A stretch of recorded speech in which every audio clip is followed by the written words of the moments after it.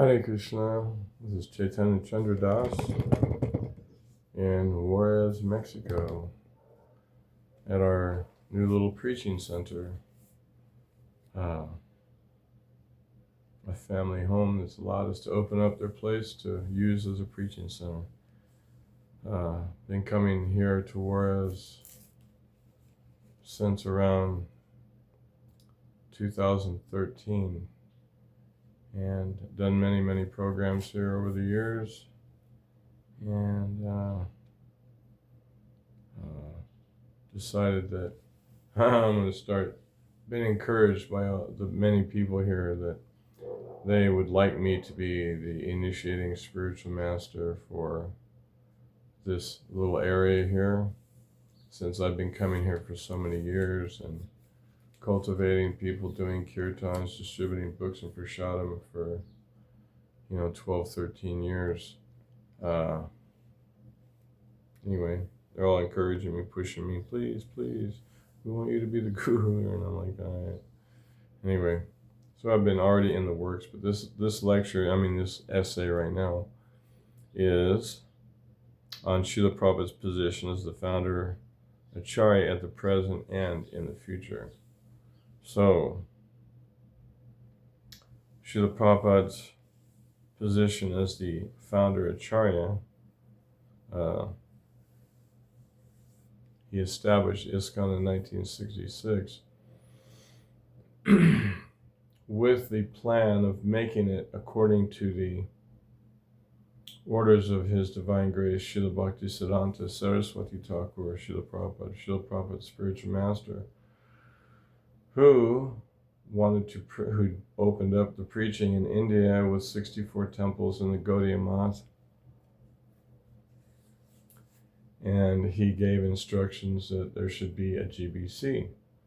So when Prabhupada established ISKCON, the International Society for Krishna Consciousness, part of his plan was to formulate and establish the governing body commission to promote the practice of the principles of bhakti and maintain the practice through the institution, so that it will go well into the future.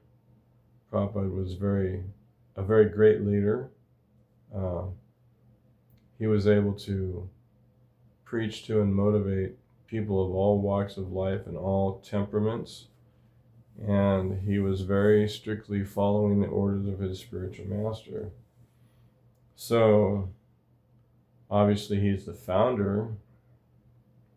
He registered the International Society for Krishna Consciousness. Then later, I believe it was 1976, in a court case in New York, we were accepted as a bona fide religion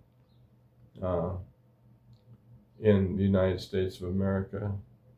And as far as Acharya goes, the person who leads by example and who practices what he teaches, that was Srila Prabhupada to perfection.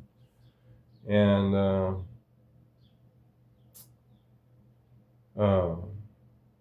it wasn't like Srila Prabhupada just came to the West and met some rich people and they gave him some place, some facility to teach, and he got some followers and money. No, Srila Prabhupada came here on the order of his spiritual master to spread Krishna consciousness, not some flimsy yoga society like the person where he first stayed, Dr. Mishra's yoga studio. It wasn't like that. Srila Prabhupada came with the strict order of his spiritual master and with the understanding that he was executing this mission of his spiritual master to spread Krishna consciousness under the direct order of Sri Chaitanya Mahaprabhu, as given through the 6 Goswamis and given to Bhaktivinoda Thakur, who gave it to Bhaktisiddhanta Saraswati. So Srila Prabhupada was the highest example of someone who lived as a perfect devotee throughout his life, took sannyas in 1959, I believe it was, right? And at an elderly age, he was pushed by his spiritual master and by his godbrothers to take sannyas, to become a preacher. Then he began translating the Srimad Bhagavatam. Meanwhile, he was doing the Back to Godhead magazine and had wrote Easy Journey to Other Planets, and I believe the manuscript to the Light of the Bhagavat. So Prabhupada was a prolific writer. He was given the title Kavi, which means poet. And then later, he was actually given, for his learning, he was given the title Bhakti Siddhanta Saraswati Thakur, but he didn't want to accept the same name as his spiritual master, the same title that his spiritual master had. So he took the next level down title of Bhakti Vedanta. I saw the paper that Gargamuni Prabhu has, where it showed Prabhupada's certificate as Bhakti Siddhanta, but he didn't accept that. So there was no question of Srila Prabhupada's learning. Everybody continuously could see that Srila Prabhupada was a great devotional scholar and therefore qualified to teach the philosophy of Krishna consciousness, not just because he was a devotional scholar, but because Srila Prabhupada was a God-realized soul. One instance that I'm referring to, there's many, but one instance I'm referring to is when Srila Prabhupada was in Hawaii, chanting in this place where Govinda Dasi and Gaurasundar were taking care of him, cooking for him. One new devotee, whose name, I don't know if it was Sudama yet, but it became Sudama. He was bringing prasadam in from Govinda Dasi to Srila Prabhupada, while Srila Prabhupada sitting in this living room type room over with this big window overseeing the yard. And Srila Prabhupada was glowing and illuminating the room with his effulgence. And he was chanting and crying, and tears were flowing from Srila Prabhupada's eyes. And his effulgence was filling the room.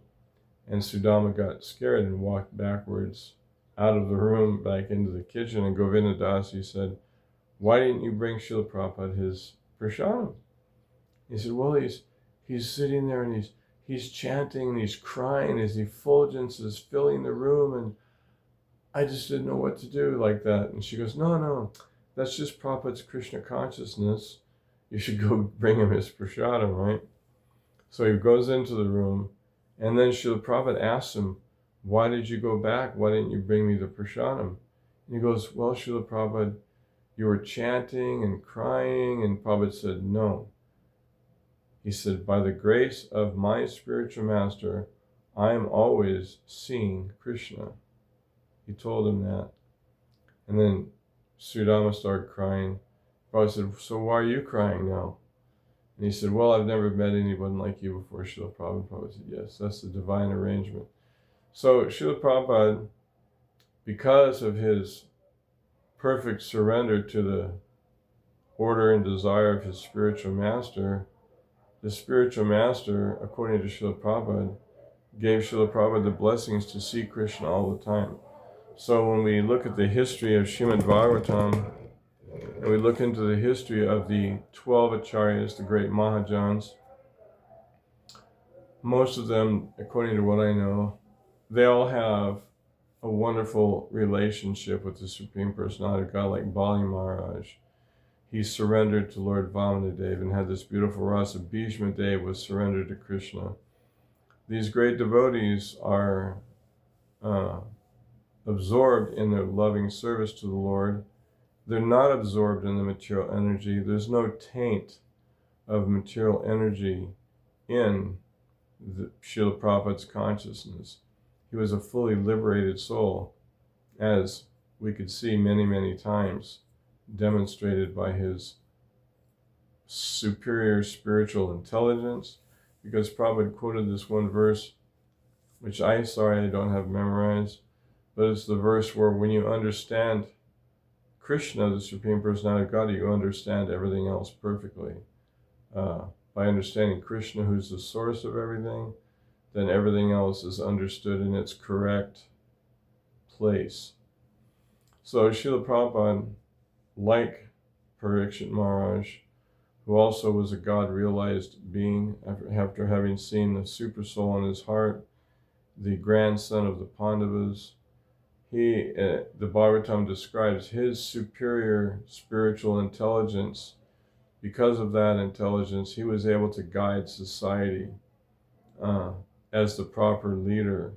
So we also see that Srila Prabhupada's superior intelligence and expertise of understanding and knowing Krishna personally, he was able to preach to so many different varieties of people and show, if you listen to all of his conversations and walks and talks and classes, then you'll be able to understand very clearly that Srila Prabhupada's superior intelligence was able to guide even the most independently minded disciples who were surrendered to him. He was able to guide them and give them perfect spiritual Krishna conscious inspiration. So, being a very perfect spiritual master, upon hearing the different revelations of so many of the disciples that are available in the beautiful interviews done by Siddhanta and Nrsingananda over the decades, we get to hear about Srila Prabhupada's expert way of correcting and dealing with the disciples. So he showed by his own life's example that he was able to sacrifice. Sorry for the noise here. Let me see, close this window. The Prabhupada was able to sacrifice so much in the sense that he took a boat ride, a ship, a cargo ship ride, container ship from India to Boston. He had 2 heart attacks. And then when he got to America, he didn't have really any money. He just had his books. And he had $20 from selling 3 volumes to the captain of the ship.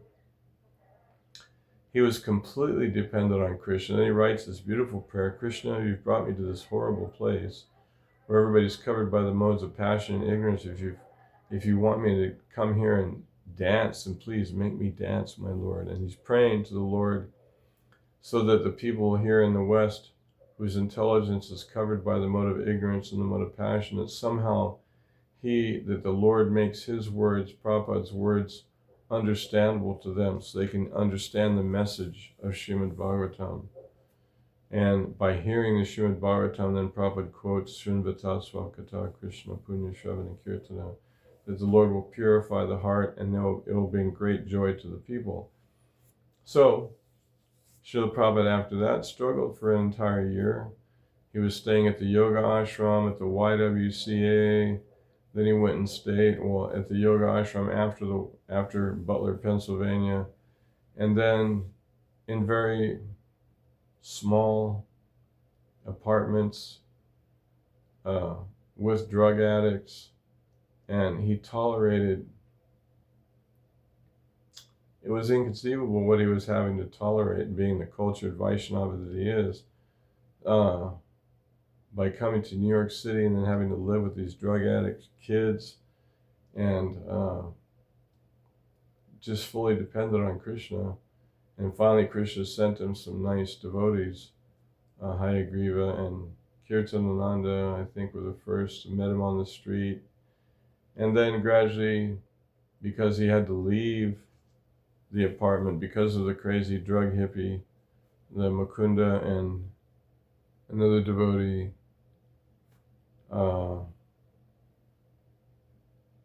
they got him a place, 26 Second Avenue. So then Srila Prabhupada started having his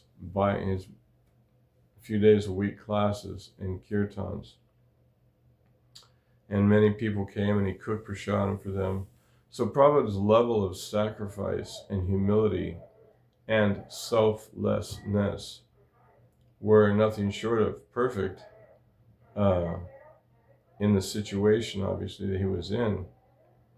So we, as persons attempting to serve Srila Prabhupada in this material world, in his trying to imbibe his mood of compassion and preaching, which are not possible to match, but we're trying to serve Srila Prabhupada's mood of compassion by doing what he asked us to do, to cultivate people, to help the people become devotees, to train them to become devotees, as Prabhupada did. He trained everybody how to sing, trained everybody how to cook, trained everybody how to play mridanga and sing kirtan, trained everybody how to preach. When he used to give conversations, he would make sure all the senior men, wherever he were, they would come to listen to his conversations. So they would learn how to preach Krishna consciousness. And Srila Prabhupada was always saying how Krishna is the original guru, and the gurus are one. There may be many spiritual masters, but they're all one because they are representatives of Krishna. And so to be a proper spiritual master, Prabhupada says we're like a postal peon, and we just deliver the message of Krishna without changing it. So that was one of the conditions that Prabhupada mentioned many times, was that if we're going to become spiritual masters, then we have to be able to give this information of Krishna consciousness without changing any of it. We give it on our own words, with our own realization, but we do not change the message of Krishna consciousness, the way Krishna gives the perfect knowledge in the Bhagavad Gita as it is, and then in the Srimad Bhagavatam. The knowledge in Srila Prabhupada's purports are absolutely perfect. So he is the founder Acharya and will remain the founder Acharya and the Shiksha Guru now and in the future, because the more that, of course, we do have access to Srila Prabhupada's classes and walks and conversations and festival classes and addresses and so many different conversations like that. And we can attest to Prabhupada's consistency of the way that he taught Krishna consciousness. He didn't change anything. He didn't speculate on anything. He gave the straight understanding of Krishna consciousness, just the way Krishna does in Bhagavad Gita and Srimad Bhagavatam. And of course, Srila Prabhupada knew many other scriptures which he quoted.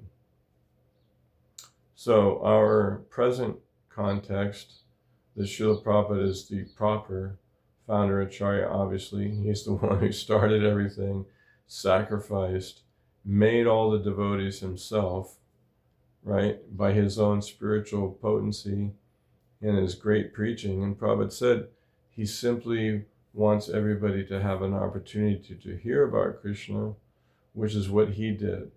He spoke so much about Krishna.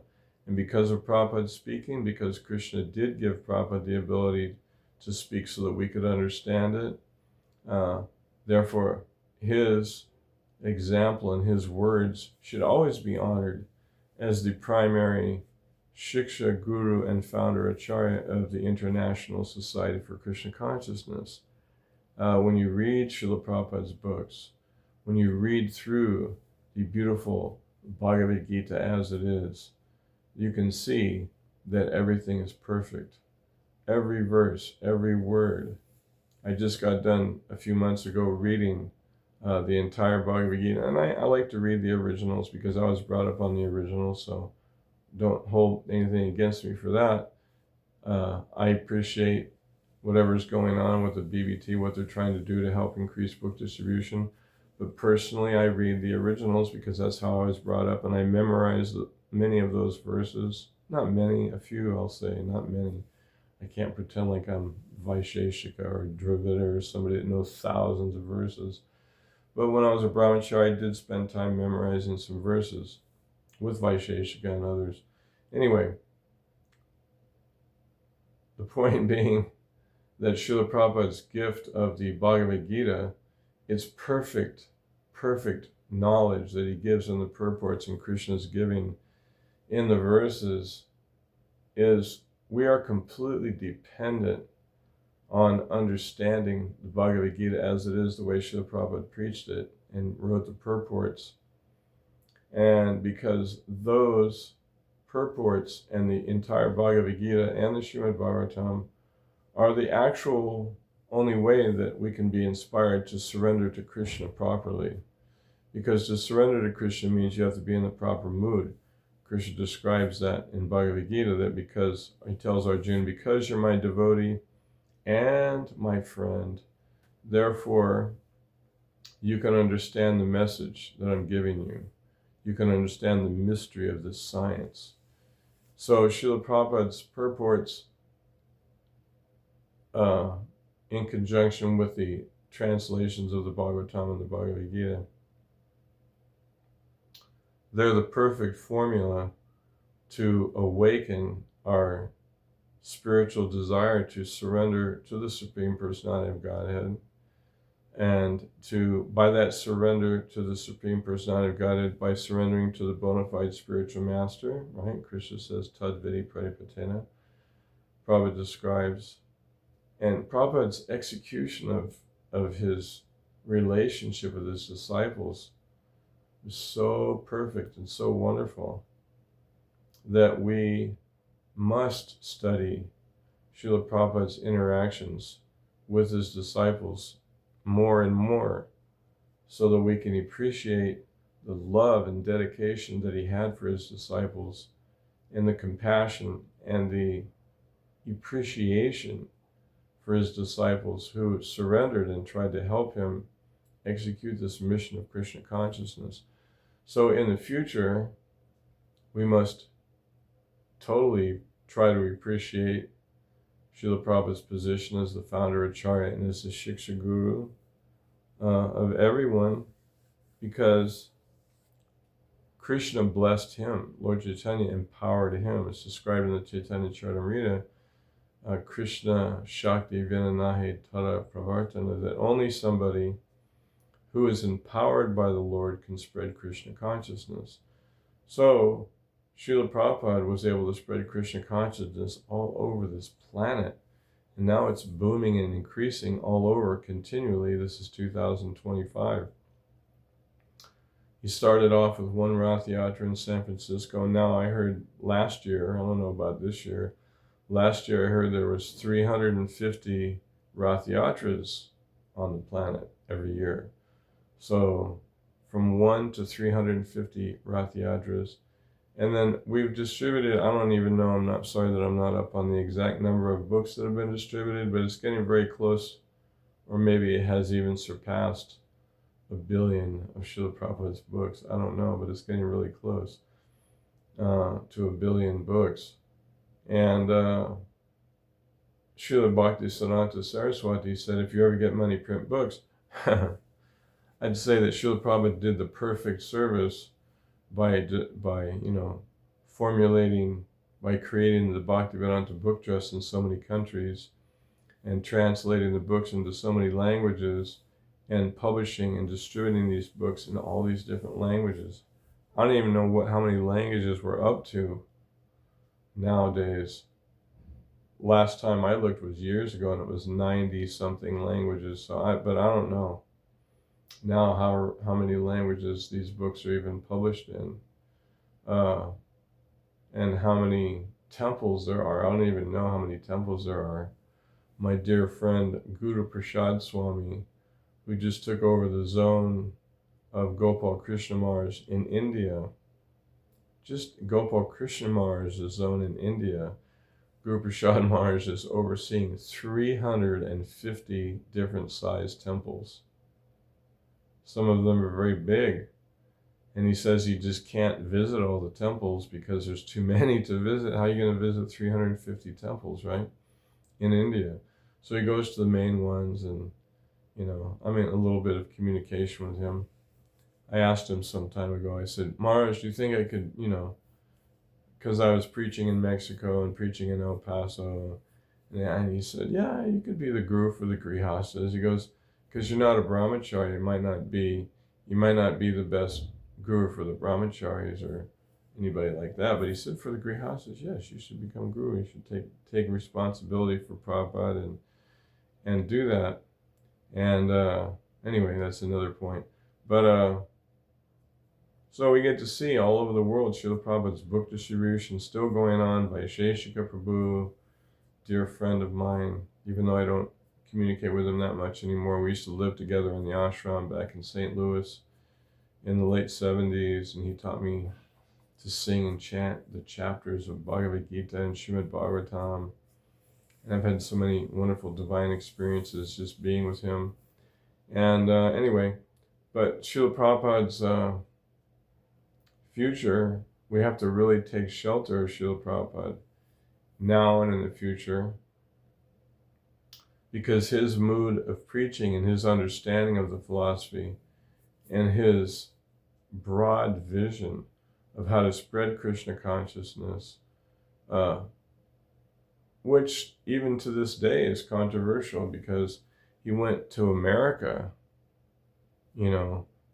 seeing how far different it is in America than it is in India. And he decided to change, to adapt to the American psyche, the cultures, different things in America. And he allowed the boys and the girls to get married, he encouraged them to get married. He had girl ashrams, boy ashrams, which in India they don't have. But Srila Prabhupada could see that here we needed a different way of encouragement than in India, because we don't have the culture of India. So especially seeing Prabhupada's spiritual intelligence and how he was able to come to a foreign country and make thousands of devotees in the West and in Europe, which were very similar to each other. We need to be inspired by Srila Prabhupada's ability to see how to preach to different audiences without compromising the philosophy. He was so bold and able to do that he was successful, even though people sometimes got upset with his rigidity. He wouldn't change, but sometimes he would omit certain things if he knew people were of a very strong political,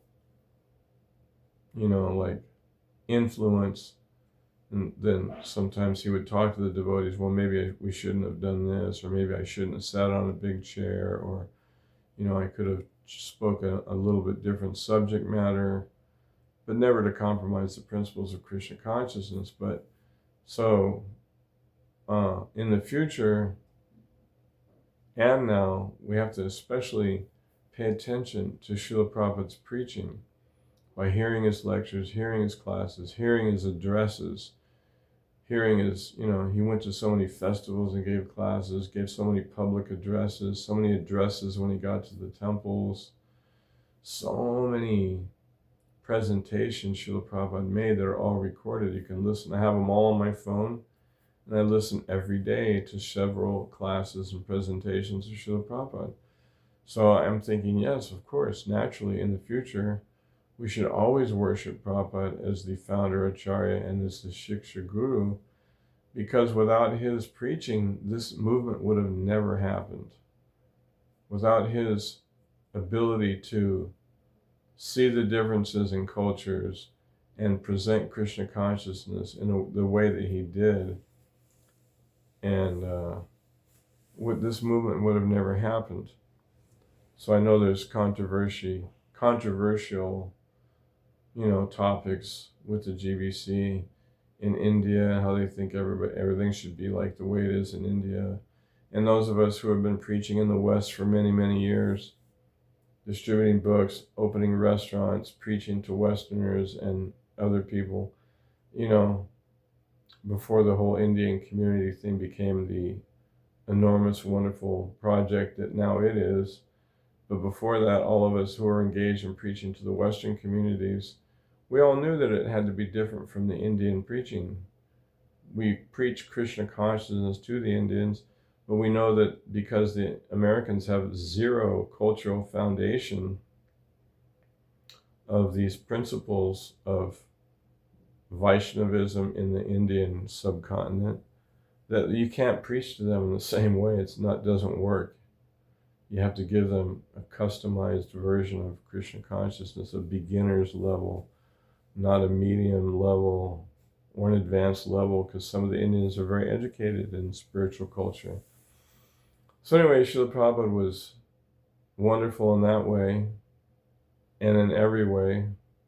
I'm just reading for the first time Govinda Dasi's writings of Srila Prabhupada. So wonderful the way Srila Prabhupada so lovingly dealt with the Western devotees in San Francisco in the fledgling days, and the devotees in New York, how loving and how kind Srila Prabhupada was to them. We have to learn this loving compassion and not force our, some kind of too strict of a... Probably didn't even tell the devotees in San Francisco about the 4 regulative principles in the beginning. He just asked them to chant Hare Krishna. Later on, after chanting and eating prasadam, then he would introduce the rules. But in the beginning, he didn't do that. Why? Oh, Prabhupada wasn't strict. He wasn't a devotee. What was all this about? Why he didn't tell them that? Because he could see that they were not ready for it, and they were like children, and he could teach them how to chant, and by getting purified from the holy name and by eating prasadam, which they fed many, many people in San Francisco prasadam, and did many, many kirtans, and Prabhupada did speak, but he didn't force the regulative principles down people's throats in the beginning. When they became more serious to become disciples, obviously, he did. He instructed them in the principles of religious principles, so they would understand thoroughly, like the way he describes them in Srimad Bhagavatam, in the chapters where King Parikshit is chastising Kali Yuga personified, how Prabhupada describes the different religious principles very clearly. So anyway, I'm just kind of rambling, but I wanted to make this a future and present reason why, in my realizations, that Srila Prabhupada should be seen clearly as the founder Acharya and Shiksha Guru of everybody in our Hare Krishna movement, the International Society for Krishna Consciousness, and all of the small preaching wings, like what I'm doing here. I'm in the middle of nowhere in this really interesting place with a very demoniac